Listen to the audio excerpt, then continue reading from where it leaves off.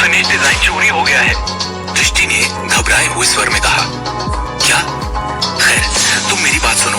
देखो, घबराओ मत, मैं अभी वहां पहुंच रहा हूं, शिवम ने एक गंभीर अभिव्यक्ति के साथ कहा। उस पल के दौरान उसने सुना कि कॉल के दूसरी छोर पर कितना शोर था।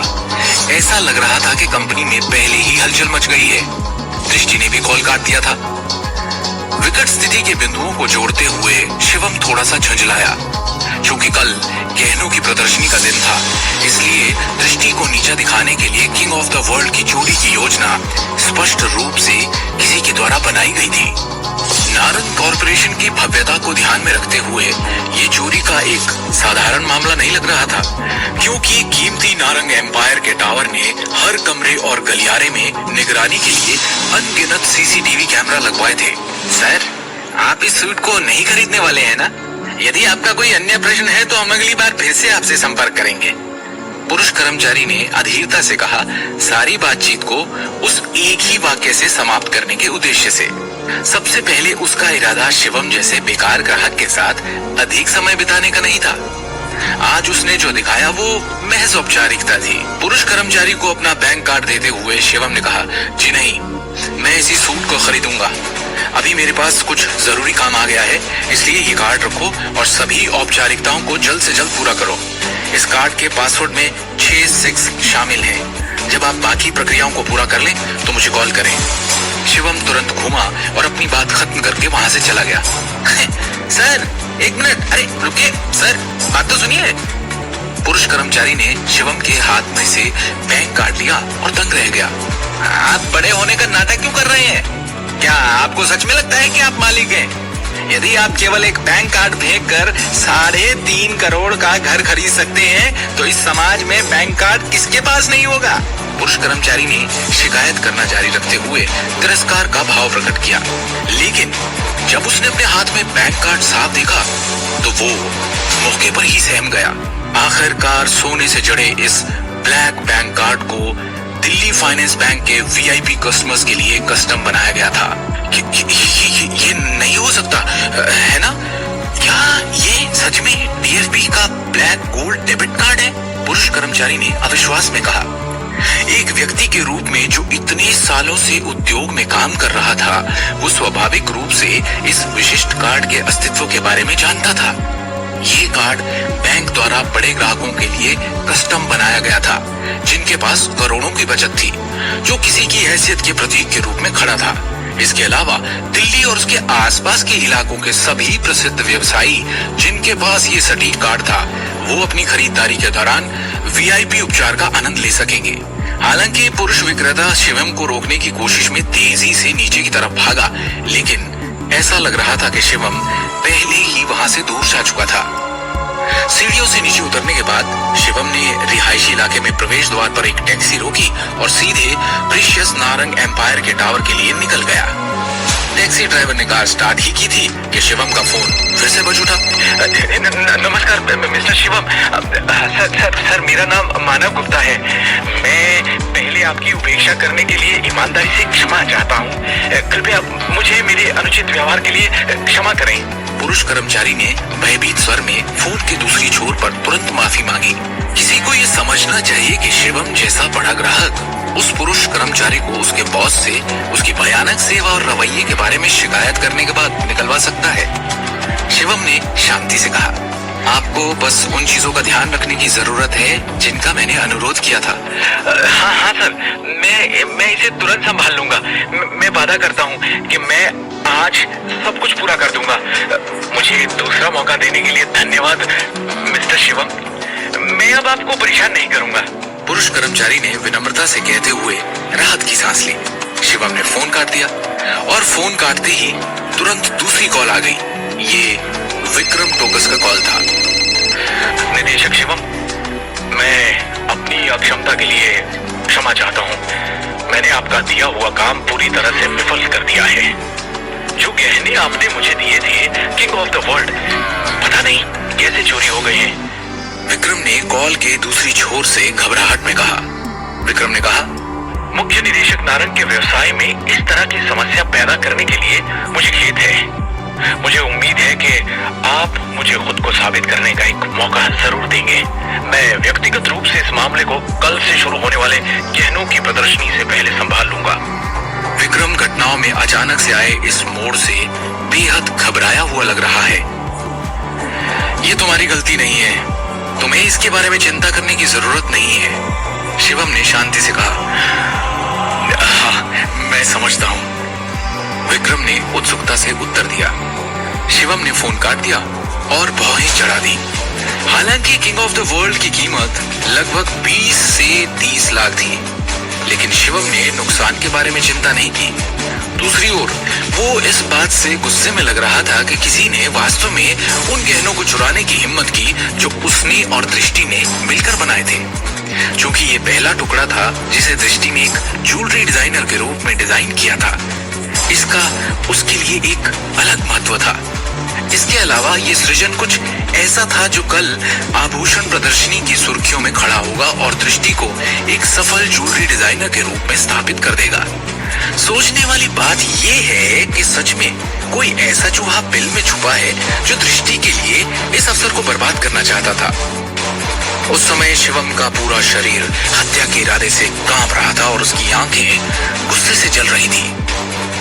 10 मिनट बाद टैक्सी अंत में कीमती नारंग एम्पायर के टावर पर पहुंची और शिवम सीधा 26वीं मंजिल पर चला गया।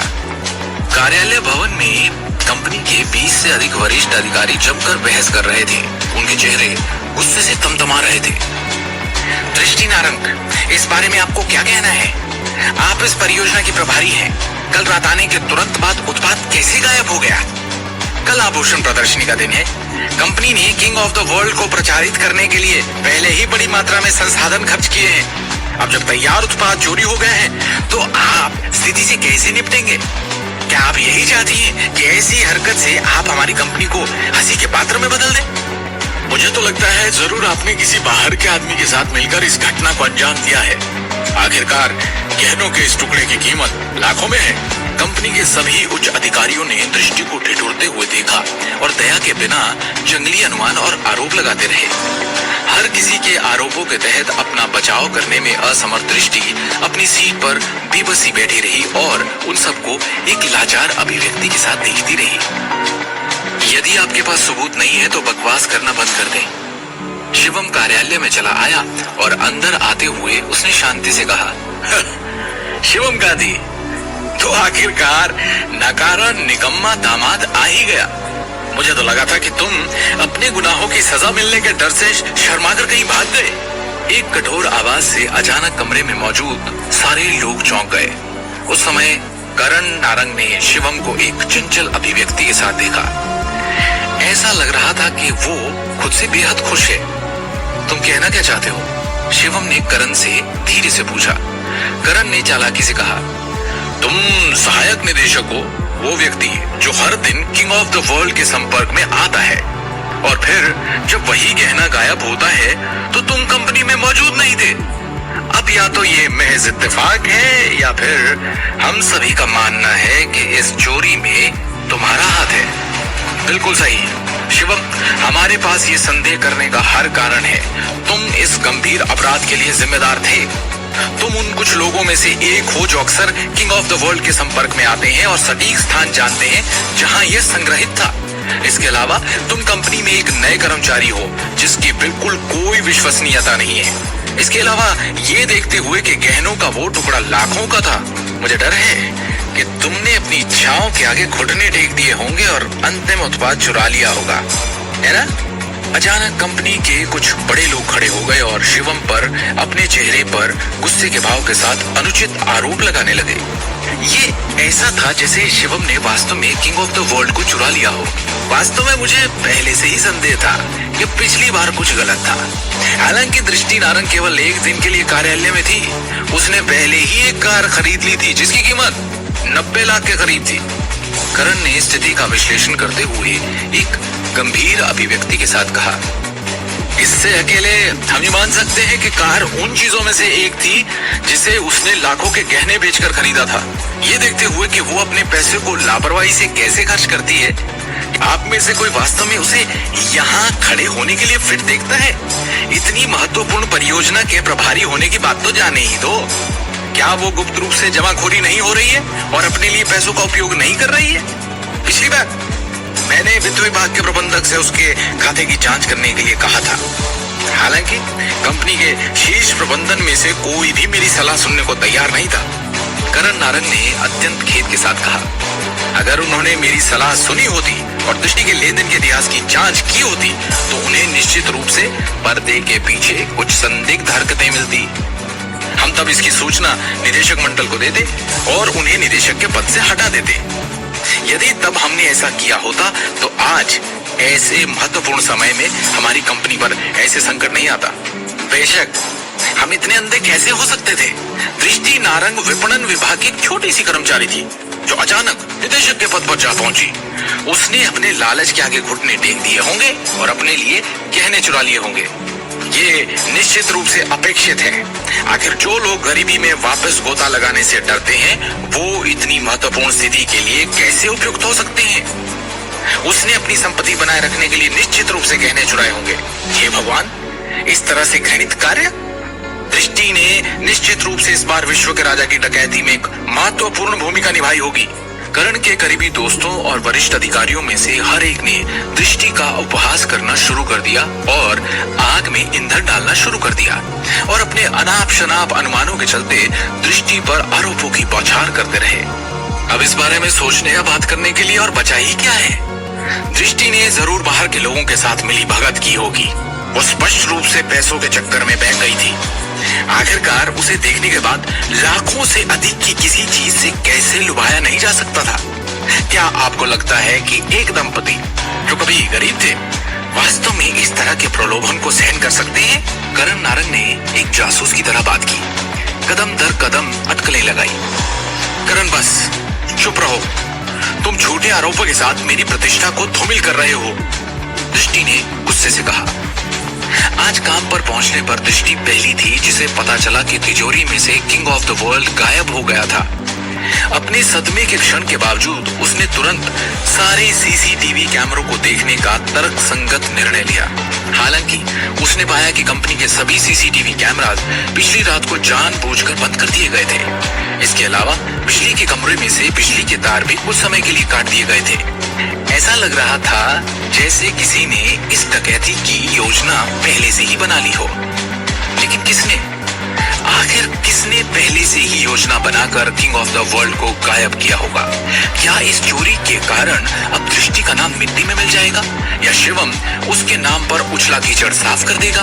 क्या शिवम पता लगा पाएगा कि ये चोरी किसने की और दृष्टि के सपने को वापस पूरा करने में उसकी मदद कर पाएगा, या दृष्टि का ये सपना हमेशा हमेशा के लिए टूट जाएगा?